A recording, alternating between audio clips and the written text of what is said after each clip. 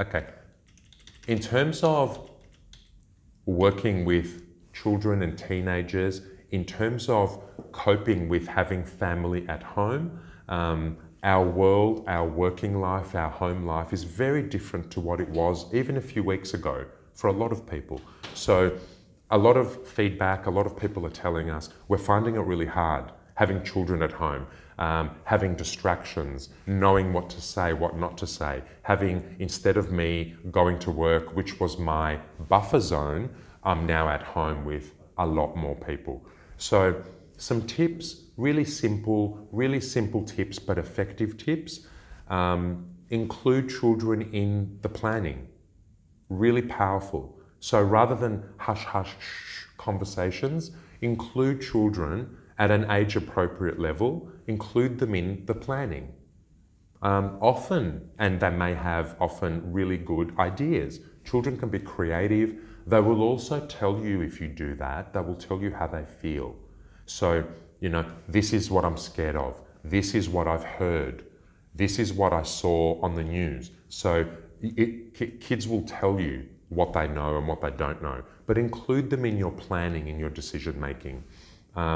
It does lead to better understanding. It does lead to, dealing with the fear of the unknown. They will be just as scared, if not more than what we are. Remember, their whole world has turned upside down, and they used to go to school and now they're at home. So adolescents, children, young children can feel a loss of control, fear of the unknown, a lot of those things that we feel, a loss of independence as well. So ask them what they've heard. Ask them, what do you know about coronavirus, about COVID-19? What have you heard? What do you think this is about? So find out, have really positive, open, honest conversations. Find age-appropriate, accurate information.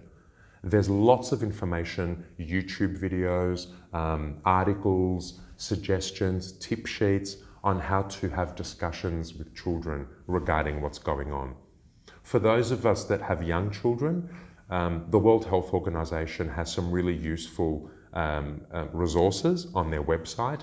There's even a children's picture book for reading a story, a picture book to children explaining what coronavirus is, what COVID-19 is. So feel free, if you get onto those websites, there's really good information that you can filter and screen and then work through with your children. Encourage children to share their concerns. So encourage them to be open. How are you feeling? Let them know that people are there to help them. We're here. It's okay how you're feeling. It's okay. How you're feeling is okay, and we're here for you. Knowing that we're role models as well.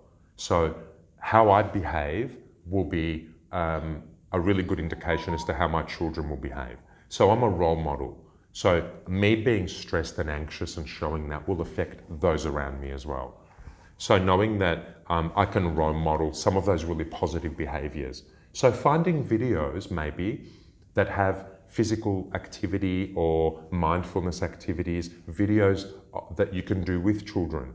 So there are exercise routines, there are yoga routines, there are fitness routines, stories that we can listen to where parents and children can do it together. So really, really positive. Find resources that are age appropriate that you can share. Educating people about good positive habits, physical activity, as we've said, eating healthily, sleeping healthily, sleep hygiene. So sleep hygiene means healthy sleeping habits. So being able to go to sleep in a healthy way, having a full night's sleep, waking up. So sleep hygiene is really important during these times as well. So finding really positive, having children participate in meal planning. So putting together menus and meal planning, having children participate in preparing meals.